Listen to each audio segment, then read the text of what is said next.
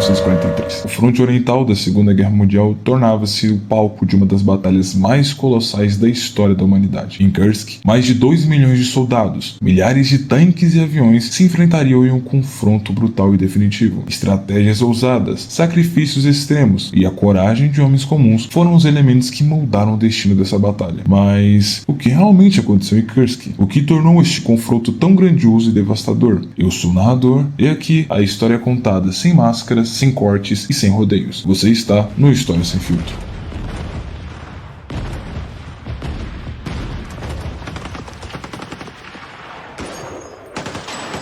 Após a derrota alemã em Stalingrado, o panorama da Segunda Guerra Mundial mudou drasticamente no fronte oriental. O Exército Vermelho mostrava que não apenas podia resistir, mas também derrotar o até então invencível exército alemão. A Alemanha está em uma posição defensiva pela primeira vez na guerra. Contudo, Hitler não aceita a ideia de recuar. Ele via na linha avançada de Kursk uma projeção estratégica, uma oportunidade para virar o jogo e retomar a ofensiva alemã no fronte oriental. Esse ponto parecia vulnerável e ideal para uma ofensiva que esmagasse as forças soviéticas em um cerco massivo. Assim, foi criada a Operação Citadela. A Operação Citadela era uma estratégia de ataque em pinça, onde duas frentes avançariam para cercar e destruir completamente as forças soviéticas, comandada por dois dos mais experientes generais do exército alemão, Erich von Manstein e Walter Model. A operação prometia ser avassaladora. Von Manstein, conhecida por sua habilidade em manobras rápidas e ofensivas estratégicas, lideraria o ataque pelo sul, enquanto Model, especialista em defesa,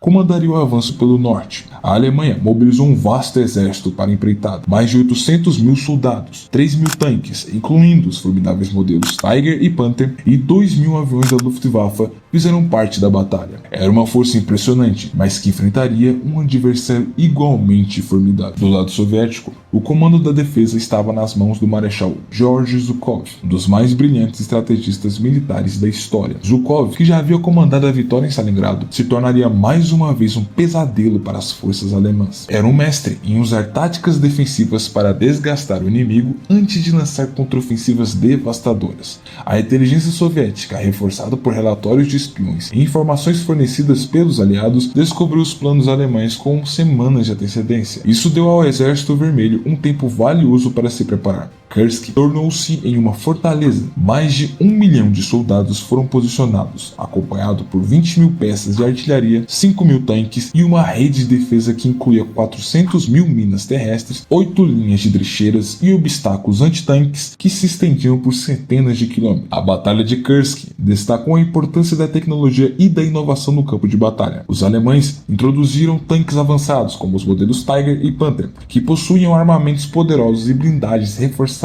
No entanto, esses veículos apresentavam problemas mecânicos e eram produzidos em número limitado, o que limitava sua eficácia no combate prolongado. Em contraste, os soviéticos apontaram na produção em massa do tanque T-34, conhecido por sua simplicidade e facilidade de reparo e adaptabilidade ao terreno russo. Além disso, inovaram no uso de minas antitanque, estabelecendo vastos campos minados que retardaram e causaram pesadas baixas às forças alemãs. A artilharia soviética também desempenhou um papel crucial, com bombardeios coordenados que desestabilizaram as formações inimigas e prepararam o terreno para contra-ataques eficazes. A superioridade numérica e a eficiência logística dos soviéticos permitiram que compensassem as vantagens tecnológicas alemãs, demonstrando que a combinação de quantidade, simplicidade e estratégia pode superar a complexidade tecnológica em conflitos de larga escala. Quando a operação finalmente começou em 5 de julho de 1943, os alemães avançaram com brutalidade, mas logo enfrentaram uma resistência que superava todas as expectativas. No norte, as tropas de Model foram quase imediatamente paralisadas pelas fortificações soviéticas. No sul,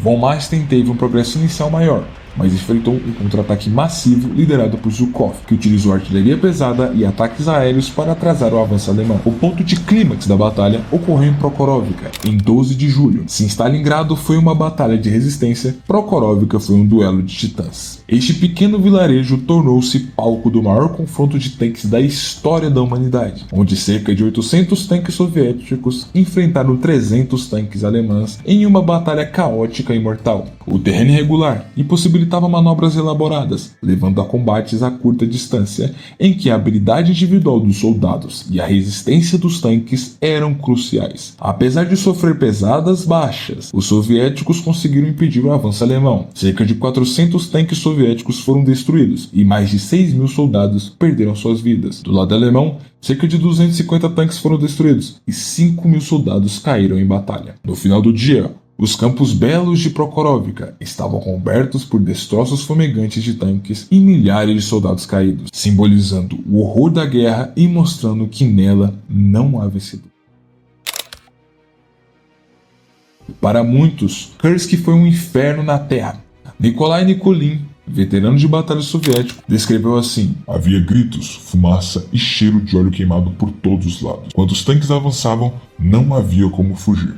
Era lutar ou morrer. A Batalha de Kursk não foi apenas um confronto de máquinas e estratégia, mas também um teste extremo para a resistência mental dos soldados envolvidos. Para os soldados soviéticos, a antecipação dos ataques alemães e a construção de defesas profundas geraram tanto um senso de preparação quanto uma ansiedade constante diante da iminente ofensiva. A pressão psicológica era intensa, levando muitos a desenvolver traumas que perduraram muito além do fim da guerra. Do lado alemão, a confiança inicial em uma vitória rápida foi gradualmente substituída por frustração e desmoralização, à medida que as defesas soviéticas se mostravam mais resilientes do que esperado. A incapacidade de romper as linhas inimigas e as pesadas perdas sofridas afetaram profundamente o moral das tropas, que começaram a questionar a eficácia de suas estratégias e a liderança de seus comandantes. A derrota em Kursk teve um impacto psicológico duradouro, sinalizando o declínio da máquina de guerra nazista e fortalecendo a determinação soviética de continuar avançando até Berlim. Você consegue imaginar estar no coração da maior batalha de tanques da história? O rugido ensurdecedor dos motores, o cheiro de óleo queimado e a terra tremendo sob seus pés. Cada segundo pode ser o último, mas é exatamente isso que milhares de soldados enfrentaram na batalha de Kursk. Uma realidade que vai além dos números e estratégia. Por trás dos avanços dos tanques e dos planos de generais como Zhukov ou Manstein estavam homens e mulheres comuns, cujas as histórias pessoais trazem à tona o lado mais humano e ao mesmo tempo cruel da guerra. Vasily Kryzov, um comandante de tanque soviético, descreveu Prokhorovka como um verdadeiro caos de aço e fogo, onde amigos e inimigos estavam separados por segundos e centímetros. Perdi meu tanque em um bombardeio e saí rastejando, enquanto tudo ao meu redor pegava fogo. Antonova Nikolaeva, uma enfermeira soviética, arriscava tudo para salvar soldados feridos. O barulho era ensurdecedor. Estávamos no limite da linha de frente. Arrastar um companheiro para fora da zona de tiro era como carregar toda a guerra nas costas. Do lado alemão, Hans-Ulrich Hüdel, piloto da Luftwaffe, descreveu o horror do que via do céu. O campo de batalha não tinha fim, apenas uma linha interminável de fumaça, explosões e destroços espalhados até onde os olhos alcançavam. Esses relatos mostram que Kursk não foi apenas uma batalha de tanques ou táticas, foi uma batalha de almas. Para cada tanque que explodia, havia vidas em jogo, homens encarando o impossível, enfrentando seus maiores medos e encontrando coragem nos momentos mais sombrios. Os números de Kursk são assustadores. Ao longo de semanas de combate, estima-se que 900.000 soldados perderam suas vidas. Os soviéticos perderam cerca de 2.900 tanques, enquanto os alemães tiveram 1.200 destruídos. A Luftwaffe sofreu uma de suas maiores derrotas, com 1.000 aeronaves sendo abatidas, enquanto os soviéticos perderam 1.700. Porém,